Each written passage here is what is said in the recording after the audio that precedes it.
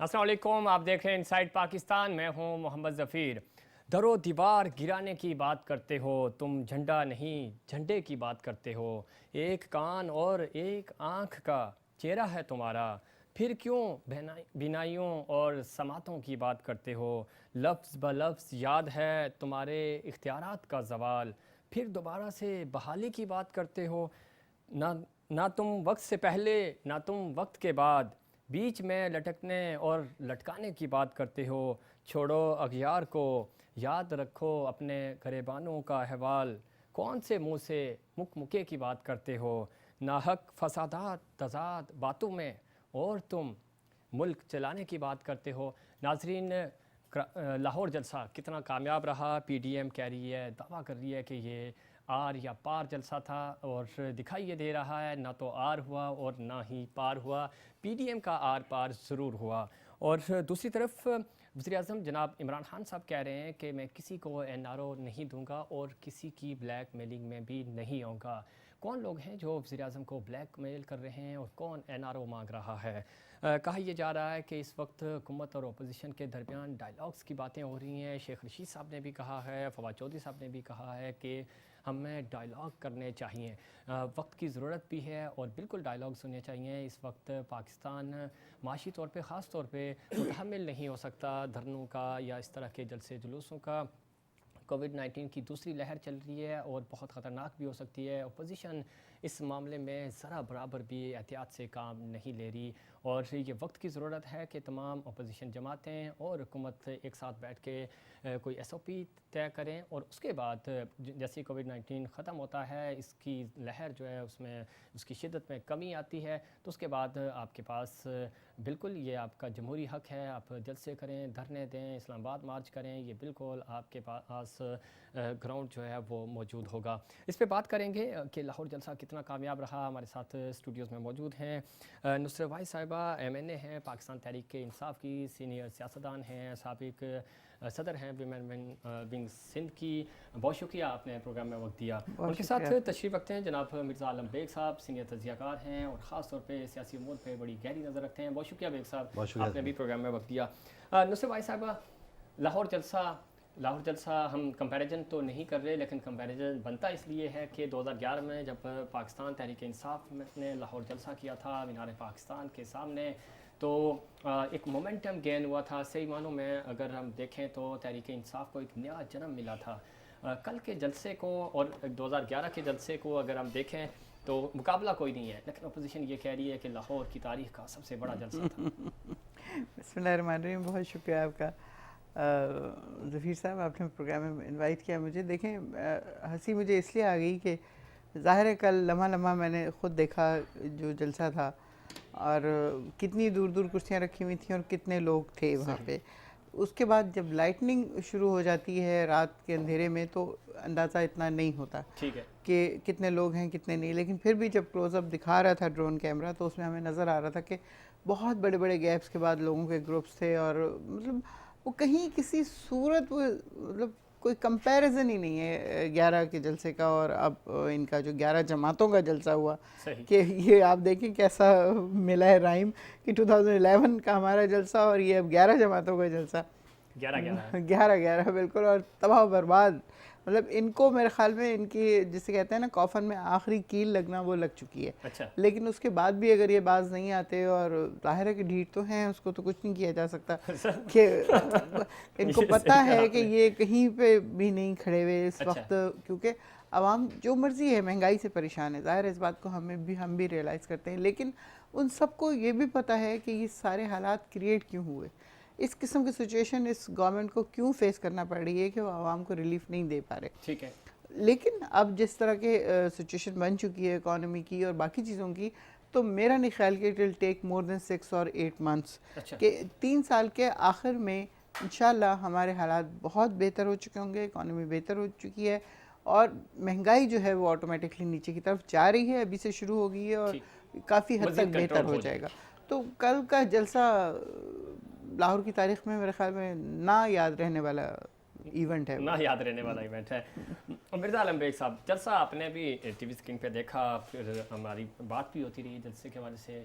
आपको लगता है कि वाकई में जिस तरह की कह रही है कि कोई ऐसे खास बात नहीं थी इस जलसे में, और ख़ास बात तो है कोई नहीं थी जलसे में, पब्लिक कितनी थी? आपको लगा कि 2011 का जलसा चूँकि एक टारगेट था, एक लगा था कि भुट्टो साहब के बाद किसी ने अगर कोई बड़ा जलसा किया था तो वो खान साहब का जलसा था? देखिए ज़फ़र, जिस तरह आपने ख़ुद कहा कि 2011 का जलसा एक तारीख़ी जलसा था और माजी में जितने भी जलसे हुए थे उनमें सबसे बढ़कर जी और बेहतर हुआ था, लेकिन उसके पीछे अवामिल थे। सही वो अवामिल उस वक्त जिस तरह खान साहब मूवमेंट लेके चल रहे थे और जिस तरह लोगों को उनकी पज़राई मिल रही थी, ठीक और उसमें खान साहब की शख्सियत का बड़ा दखल था। ठीक है मेरे ख़्याल में इस वक्त खान साहब की जो शख्सियत है उन 11 शख्सियतों पे बड़ी भारी है जो 11 जमातों की नुमाइंदगी कर रहे हैं। वो उस वक्त एक माहौल था। इस वक्त जो इन लोग ने पीडीएम ने वहाँ जलसा किया, वहाँ जहाँ मौसम का एक असर था, वहाँ इस बात को भी आप मद्देनज़र रखें जी कि इस वक्त वहाँ वो जो थे मेज़बान थी वो मुस्लिम लीग नून नून थी, थी। और उनकी क़यादत में इस वक्त अंदरूनी तौर पर बड़ा खलफशार है, ठीक और इसका आने वाले दिनों में आपको अंदाज़ा हो जाएगा। नहीं, कल भी हो गया हमें। और इसके अलावा अभी जो ये कोर्ट लखपत जेल के अंदर बिलावल और शहबाज शरीफ की मुलाकात है, ये सही। भी आइंदा आने वाली तारीख रकम करेगी, ठीक और इसमें चौधरी निसार साहब का बड़ा हाथ है, अच्छा और उन अवामिल का हाथ है जिनके बारे में कहा जाता है कि बसूरत एस्टेब्लिशमेंट या वो लोग जो पसे पर्दा रह के हुकूमत गिराता हुआ बनाते हैं। सही अगर आप वैसे देखें कल की मेज़बानी में जहां मोहतरमा मरियम नवाज़ साहबा गली गली जा रही थी, जिस तरह मोमेंटम बना था, हम ये समझते हैं इस टाइम कम अज़ कम अगर लाखों नहीं तो हज़ारों की वो तादाद ज़रूर होगी जो लाख के करीब होगी, ठीक लेकिन उसमें यकीनन वो नाकाम हुए हैं। अच्छा और अगर इसके मैं समझता हूँ सबसे बड़ी जिम्मेदारी अगर फजलुर रहमान साहब को देखें, उन्होंने जिस तरह मेहमान होने के नाते जो उनके लोग आए वो काफ़ी तादाद में मौजूद थे, लेकिन यहाँ मेज़बानों फेलियर के हुए। नहीं थे ना, वो तो मैं मेज़बानी उससे दफा रहा हूँ, लेकिन फेलियर उसमें नून लीग वाले मरियम नवाज़ की काफ़ी काविशों के बावजूद वो उस अंदाज में लेके नहीं आ सके लोगों को जिस अंदाज में लाना चाहिए था।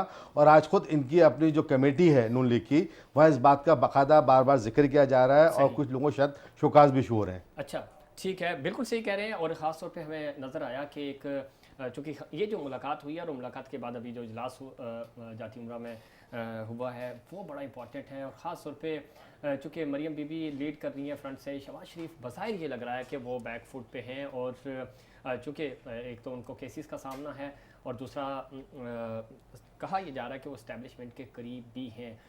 क्या पसे पर्दा कुछ तब्दीलियाँ रूनमा होंगी, मरियम बीबी वापस बैक फुट पे आएगी, या इसी तरह उभरती हुई आगे बढ़ेंगी? इस पे मुस्लिम लीग नून का मौक़िफ़ भी लेंगे। अली गौहर बलोच MNA हैं मुस्लिम लीग नून के, बहुत शुक्रिया आपने प्रोग्राम में वक्त दिया। क्या कहेंगे लाहौर जलसे के हवाले से? नुसरत वाई साहिबा MNA हैं पाकिस्तान तहरीक इंसाफ की, वो तो ये कह रही हैं कि लाहौर में ये जो जलसा हुआ याद ना रखने वाला जलसा है, इसमें कोई ख़ास बात नहीं थी। किस तरह देखते हैं कल के जलसे को?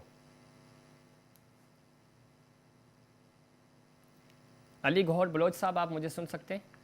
जी जी, आपकी आवाज़ बड़ी स्लो आ रही है। जी, मेरा सवाल आपसे ये है कि कल का जलसा कितना कामयाब था? हुकूमत ये कह रही है कि ये तो ना होने के बराबर था जलसा, छोटी सी जलसी थी।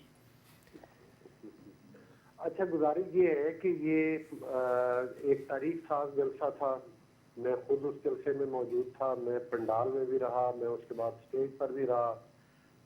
पूरा जो ग्राउंड है वो तो बल्कि एक रात पहले से लोग आना शुरू हो गए, और दिन के वक्त भी सारा दिन आते रहे। ये एक दिन पहले ही मरियम साहिबा ने अपनी स्पीच में कहा कि मीडिया पर ये टास्क दिया गया कि आप प्रोपोगंडा करें कि ये कामयाब जलसा नहीं रहा, कम लोग थे। एक लाखों की तादाद में तो लोग अंदर थे, और इसके अलावा उधर ओवरहेड ब्रिज बने हुए हैं, और बाहर रोड के ऊपर हम लोग दूर से वॉक करके, हमें पैदल चल के जाना पड़ा अपना जुलूस लेकर पंडाल के अंदर। और रोड के ऊपर भी लोग जोक दर जोक मौजूद थे और आ रहे थे। गुजारिश ये है कि इससे बड़ा जलसा मैंने आज तक लाहौर की तारीख में नहीं देखा। हाँ, स्टैब्लिशमेंट जलसे करवाती रही है। मुशर्रफ टाइम में एक जलसा मुशर्रफ ने किया था, वो सरकारी बसें दे के, सरकारी खाना दे के, सरकारी खर्चे करके। फिर एक एजेंसियों के जरिए इमरान यारी साहब ने भी जलसा किया था, वो भी मतलब है कि उस जलसे की भी मतलब। अली गौहर साहब 2011 में पाकिस्तान तहरीक इंसाफ ने जलसा किया था मीनार पाकिस्तान पे। जी जी, बिल्कुल। ये वही जलसा है ना जिसके बाद 2013 में ये फिर बहुत बुरी तरह इलेक्शन भी हारे थे, तो ये वो एजेंसियों ने जलसा करवाया था। ये 100% अवामी जलसा है।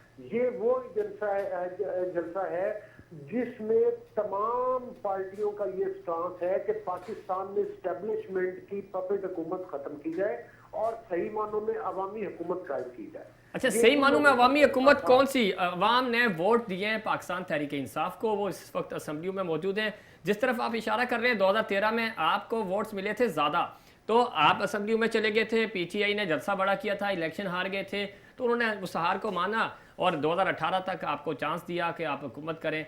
2018 में पाकिस्तान के अवाम ने वोट दिए पाकिस्तान तहरीक इंसाफ को, अब उनका वज़ीर आज़म है, तो इसमें ऑब्जेक्शन क्या है आपको? जी बिल्कुल ऑब्जेक्शन है। पहली बात तो यह है कि जो आप कह रहे हैं कि उन्होंने माना कि आप जीत गए, इन्होंने नहीं माना था कि हम जीत गए। और इन्होंने साथ ही मतलब है कि मियां नवाज शरीफ साहब के खिलाफ एक अवामी हुकूमत के खिलाफ साजिशें शुरू कर दी, एजेंसियों के जरिए मिलके उनको नाअहल करवाया। और फिर इसके बावजूद तो इन्होंने तो नहीं, अदालती फैसला था बलोच साहब, अदालती फैसला था वो। पनामा लीग हम लेके आए जी। आप एंकर हैं, आप टीवी वैसे नहीं, हम आपको बिल्कुल टाइम दे रहे हैं, मैं सिर्फ ये कर रहा हूँ कि अदालतों ने उनको नायल किया था, हुकूमत ने। वो सजाएं नैब न्याजी जो पार्टनरशिप है, जो देखे ना, जब जलसे ज़हीरुल इस्लाम करवाए, जलसे जनरल पाशा करवाए, उसके बाद लोगों को आप डरा धमका के पार्टियां छोड़ने पे मजबूर करें, वफादारियां तब्दील करने पे मजबूर करें, नैब के जरिए हमारी लीडरशिप के ऊपर झूठे मुकदमात बनवाएं और अरबों खरबों रुपए की डेली करप्शन कर रही है ये न्याजी गवर्नमेंट। कोई एक नैब का चिपड़ासी भी उनका दरवाजा खटखटाने के लिए तैयार नहीं है, चेयरमैन तो बड़ी दूर की बात है, जो लोग असल करप्शन में मुलव्वस हैं। सही। तो ऐसे में आप इनका हमारे साथ कंपैरिजन करें पॉलिटिकली, बासियत इंसान तो हम गुनहगार लोग हैं, लेकिन एक पॉलिटिकल वर्कर की हैसियत से मैं आपको बता रहा हूँ कि ये तो बिल्कुल 100% है कि इनके ताने बाने कहीं और मिलते हैं। पूरी असेंबली को एक रिटायर करने चलाता है, मतलब हुआ अगर स्पीकर को इशारा करता है, इनको बताता है ये कानून पास कर दो, इधर से वोट ठीक। इसको पास अली गौर बलोच साहब लाइन पे रहिएगा हमारे साथ। स्पीकर साहब पूरे सिस्टम को बिल्डोज कर देते हैं। ठीक है, तो ये तो एक अफसोसनाक सूरत हाल है। ऐसे में आप इनका कंपैरिजन ना करें। पाकिस्तान का अवामी जलसा तारीख साज हुआ है। ठीक है, पूछ लेते हैं पाकिस्तान तहरीक इंसाफ से भी पूछते हैं। नुसरत भाई साहब हमारे साथ स्टूडियो में मौजूद हैं और उनके साथ तशरीफ रखते हैं मिर्जा आलम बेग साहब, सीनियर तज्जियाकार हैं। नुसरत भाई साहब, आपने अली गौर बलोच साहब की गुफ्तगू सुनी, वो तो कह रहे हैं कि कंपैरिजन बनता ही नहीं है। वो कह रहे हैं मैं लाहौर जलसे में खुद मौजूद था, पिंडाल हमने देखा, इतने लोग थे कि बस लाखों का मजमा था। बिल्कुल ऐसा ही होगा जब इनकी आंखें अगर वो देख रही थी तो। और जो इन्होंने इल्ज़ाम लगाया 2011 के जलसे का कि उसमें इस्टेब्लिशमेंट ने जलसा करवाया, तो मैं आपको बताऊं कि जिस दिन से प्राइम मिनिस्टर इमरान खान जब वो चेयरमैन थे सिर्फ उन्होंने अपनी मुहिम शुरू की, उस दिन से लेके आज तक कभी किसी को पैसे नहीं दिए गए कि तुम जलसे में आओ, या गाड़ी नहीं फराम की गई, या बिरयानी भी नहीं दी गई, बिरयानी की प्लेट नहीं दी गई। कि आपको पता है 126 दिन का धरना हुआ, वहाँ पे भी इवन ये नहीं होता था, कारोबार होता था। लोगों ने वहाँ पे आके मिनी मार्केट्स बना दी थी जिसमें लोग ख़रीदते थे, खाते थे। वो एक इस तरह का समा बन गया था कि लोग रात को 12 बजे 1 बजे घर चले जाते थे, अगले दिन सुबह ऑफिस जाते थे, शाम को फिर धरने में आ जाते थे। अच्छा, इस्लामाबाद के लोकल लोगों की बात करी हूँ, बाकी जो यहाँ से गए हुए थे कराची से, लाहौर से, बाकी जगहों से, वो तो स्टे कर रहे थे वहाँ पे। तो इनकी ये बात कि इस्टेब्लिशमेंट करवाती है, हमारे उसमें तो इस्टेब्लिशमेंट का कोई लेना देना था ही नहीं। 13 के इलेक्शन जिसकी ये बात कर रहे हैं कि ये जीत गए थे, एक्चुअली उसमें हमारे साथ बहुत शदीद बेईमानी हुई थी। उस वक्त भी पूरी दुनिया से लोग आए थे वोट देने के लिए। मैं खुद इस बात की गवाह हूँ, मेरा ज़िंदगी का पहला वोट था उसमें, 13 में मैंने दिया। कि आप यकीन करें, जिससे पूछो किसको वोट दे रहे हो, पीटीआई, जिसको वोट दे रहे हो पीटीआई। तो पीटीआई के अलावा था ही कोई नहीं। यहाँ पे एमकेएम ने धांधली की, वहाँ पे इन लोगों ने की, और जिस तरह ये लोग जीते हैं सबको पता है। हम तो सिर्फ 4 हलकों की बात कर रहे थे कि उनको खुलवा दे, वो भी इनके अंदर हिम्मत नहीं हुई खुलवाने की।